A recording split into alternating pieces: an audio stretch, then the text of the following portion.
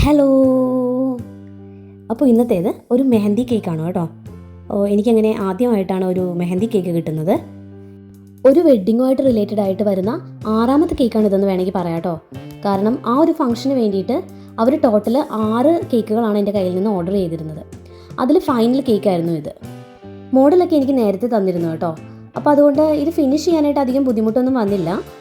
പക്ഷേ ഈ കേക്കിൻ്റെ ഡെലിവറി ആയിരുന്നു കോംപ്ലിക്കേറ്റഡ് ആയിപ്പോയത്. എനിക്ക് അത്ര ഓക്കെ അല്ലാഞ്ഞത് കൊണ്ട് എനിക്കത് ഡെലിവർ ചെയ്യാനും പറ്റിയില്ല.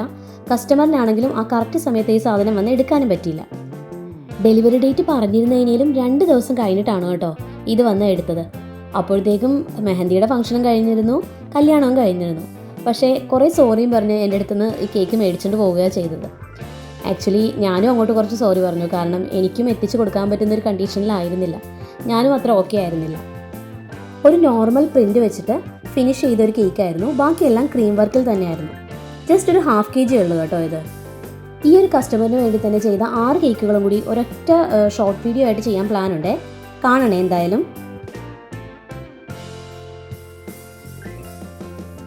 അപ്പോൾ ഈ ഒരു കേക്കിൻ്റെ ലുക്ക് എങ്ങനെയുണ്ട്?